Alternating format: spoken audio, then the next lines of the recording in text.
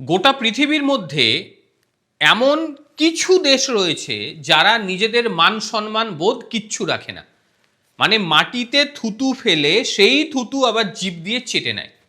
যেমন পাকিস্তান প্রথমে বড় বড় লেকচার মেরেছিল ভারতের সঙ্গে নাকি তারা ম্যাচ বয়কট করছে, খেলবে না।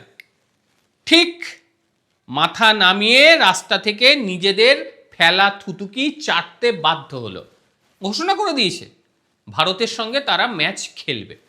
এবার ভেবে দেখুন, এরা এমন একটা দেশ যারা জানে নিজেদেরকে কিভাবে অপমান করাতে হয় বিশ্ববাসীর কাছে, আর এদের পাল্লায় পড়ে শেষ হলো বাংলাদেশটা।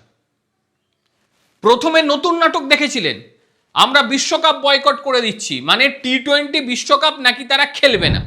আর সেই নাচনে নাচতে গিয়ে পাটা ভেঙে বসে গেল বাংলাদেশ, বিশ্বকাপ থেকে লাথ মেরে বার করে দিয়েছে আইসিসি। ঠিক তারপরে এরা মাথা নামিয়ে ওই কি বলবো লেডি কুত্তার মতন লেজ নড়িয়ে পাকিস্তান বিশ্বকাপের দল ঘোষণা করে দিল। সেদিনই বলেছিলাম এরা বিশ্বকাপ খেলবে এবং এরা ভারতের সঙ্গেও ম্যাচ খেলবে, কারণ এত টাকার লোভ এই পাকিস্তানিরা ছাড়বে না। একাধিক ভিডিওতে বলেছি, আমি ওপরের কার্ডসে লাগিয়ে দিলাম ভিডিও, সেই ভিডিও দেখে নেবেন, বহু পুরনো ভিডিও। সেখানে যে কথাগুলো বলেছি এক কথা মিলে গিয়েছে। যাই হোক, গতকাল রাতে ঘোষণা করে দিয়েছে যে আমরা ভারতের সঙ্গে ম্যাচ খেলবো। এখানে আবার কি কি নাটক আছে শুনবেন, সেই নাটকগুলো শোনার পরে আপনি বুঝতে পারবেন যে এরা কতটা নির্লজ্জ, কতটা বেহায়া। আর এর থেকেও যেটা গুরুত্বপূর্ণ বিষয়, যে বাংলাদেশ এইভাবে বিশ্বকাপ থেকে লাথ খাওয়ার পরে এরা এখনো সঙ্গ দিয়ে যাচ্ছে পাকিস্তানের। ভাবুন কি বিষয়। পাকিস্তান সরকার প্রথমে অনেক কিছু সিদ্ধান্ত নিয়েছিল যে তারা ম্যাচ ট্যাচ খেলবে না, এইবার তারা বলে দিয়েছে যে না, তারা ভারতের সঙ্গে ম্যাচ খেলবে। 15ই ফেব্রুয়ারি কলম্বোতে যে ম্যাচ রয়েছে সেই ম্যাচে দুটো দলই নামবে। ভারতের তরফ থেকে এসব নিয়ে কিচ্ছু বলা হয়নি, কিচ্ছু না। ভারতীয় প্লেয়াররা বলেছে আমাদেরকে খেলতে বলেছে ভাই, আমরা যাব, কে এলো না এলো এসব দেখে আমাদের কিছু লাভ নেই। এই সমস্ত নটাঙ্কি চলছিল পাকিস্তানের তরফ থেকে। সোমবার রাতে পাকিস্তান সরকার স্পষ্টভাবে জানিয়ে দিয়েছে ভারতের সঙ্গে নাকি তাদের দলকে তারা খেলার অনুমতি দিয়ে দিয়েছে। এবার ভেবে দেখুন, জয় শাহের নেতৃত্বে আন্তর্জাতিক ক্রিকেট কাউন্সিল আইসিসি কিভাবে গোটা বিষয়টিকে সামলে দিল। বাংলাদেশের মতন দল সেইগুলোকে কিভাবে লাথ মেরে বার করলো, আর পাকিস্তানকে তাদের অকাতকে বুঝিয়ে দিল যে তোদের অকাতটা থুতু চাটার মতন দেখে নে। আর সেটাই হলো।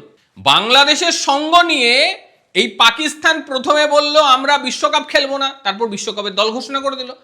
তারপর আবার বলল ভারতে আমাদের ভাইকে তাড়িয়ে দিয়েছে, আমরা ভারতের সঙ্গে ম্যাচ খেলবো না, তারপর বাধ্য হয়ে ভারতের সঙ্গে ম্যাচ খেলতে শুরু করে দিল। মানে এরা আর কতটা নিচে নামবে। এই পাকিস্তানি প্রথমে বলতে শুরু করে দিয়েছিল যে আমাদের সঙ্গে ভারত ম্যাচ খেললো অন্য দেশে, তাহলে বাংলাদেশকে কেন অন্য দেশে খেলানো হলো না? বাংলাদেশ যে কি, তার অকাত কি, সেটা আইসিসি দেখিয়ে দিয়েছে। এবং বাংলাদেশের জায়গায় স্কটল্যান্ড নেমে গিয়েছে। এইবার যদি স্কটল্যান্ড ঠিকঠাকভাবে পারফর্ম করে, বাংলাদেশের অবস্থাটা ঠিক কোথায় গিয়ে পৌঁছবে একটু দেখে নেবেন। মুস্তাফিজুর রহমানকে বাদ দিয়ে দিল বলে এরা একদম আইসিসির সঙ্গে ঝামেলা শুরু করে দিল। এটা ভাবলো না যে মুস্তাফিজুর রহমানকে তো বাদ দেওয়া হয়েছে আইপিএল থেকে, সেটা একেবারে ভারতের ঘরোয়া টুর্নামেন্ট, এর সঙ্গে আইসিসির কি সম্পর্ক থাকতে পারে, এটা বাংলাদেশ বুঝলো না। আর এই পাঁঠাগুলোর মাথায় হাত বুলিয়ে একেবারে গোটা বাংলাদেশের ক্রিকেটটাকে শেষ করে দিল, একেবারে অন্ধকারে ঢুকে গিয়েছে। এই ক্রিকেট আর ওঠার সম্ভাবনা নেই বললেই চলে। আমরা চাই না ব্যক্তিগতভাবে যে একেবারে অন্ধকারে ডুবে যাক, তারা আবারও উঠুক, আবারও টুর্নামেন্ট খুলুক, সেটা প্রত্যেকে চাই, কিন্তু দেশটা শেষ। এবারে আইসিসি এত বড় মানের একটা টুর্নামেন্ট করছে, সেই টুর্নামেন্টে বিপুল অঙ্কের দর্শক, বিপুল অঙ্কের টাকা, এই লোভ পাকিস্তান কিভাবে ছাড়তে পারে? এই লোভ তো পাকিস্তান ছাড়বে না। এই বিপুল অঙ্কের যে রাজস্ব তাদের পকেটে ঢুকবে, সেখানে পাকিস্তান খেলবে না, এটা হতে পারে না। আর আইসিসি প্রতিবারই ইচ্ছাকৃতভাবে ভারত এবং বাংলাদেশকে একটা গ্রুপই রাখে যাতে বাণিজ্যটা ভালো হয়। আফটার অল সবই তো বাণিজ্যের জন্য। একটা মজার কথা বলি, এই যে খেলার সিদ্ধান্ত নিল না, এখানে একটা মজার বিষয় এসেছে। পাকিস্তান আনুষ্ঠানিকভাবে যে ইউটার্ন নিল, মানে থুতু চাটলো, সেখানে নাকি বিসিবির সভাপতি মাইনুল ইসলাম প্রকাশ্যে পাকিস্তানকে ভারতের সঙ্গে খেলার জন্য নাকি বলেছে। পাকিস্তান বলছে যে এটা বাংলাদেশ তাদের অনুরোধ করেছে। কেন অনুরোধ? বৃহত্তর ক্রিকেট ইকোসিস্টেমের জন্য নাকি এটা জরুরি। এটা পাকিস্তান দাবি করেছে, বাংলাদেশ দাবি করেছে। এই কথাটা শোনার পরে আপনি হাসবেন না কাঁদবেন বলুন তো? যে বাংলাদেশ ভারতের বিরুদ্ধে ম্যাচ খেললো না, গোটা টি-20 থেকে বেরিয়ে গেল, তখন বাংলাদেশের মাথায় এলো না এটা ইকোসিস্টেম। এখন নাকি সেই বাংলাদেশ বলছে না না আপনারা ভারতের সঙ্গে ম্যাচ খেলুন, ক্রিকেটের ইকোসিস্টেম ঠিক থাকবে। মানে এরা নিজেরা পাঁঠা না এরা সাধারণ মানুষকে পাঁঠা ভাবে, এটা একটু বিচার করে দেখবেন। আপনারা আপনাদের মন্তব্য জানাবেন অবশ্যই, যে এরা ঠিক কাকে পাঁঠা বানাচ্ছে, আমাদেরকে না এরা নিজেরাই তাই। মানে ভাবুন, দুটো দেশ নিজেরা বললো আমরা খেলবো না। পাকিস্তান যেমন নিজেদের স্বভাবে থুতুমুতি চেটে নিল, আর অপরদিকে একটা দেশ আইসিসির কাছে লাথমাত খেয়ে চুপচাপ বসে গেল। এরাই আবার বলছে ভারতের সঙ্গে খেলো। ভারী অদ্ভুত। মানে এই রকম জোকার দেশ পৃথিবীতে খুব কম আছে। পাকিস্তান পিছু হটবে না, এটা বহু আগে থেকে সবাই জানে।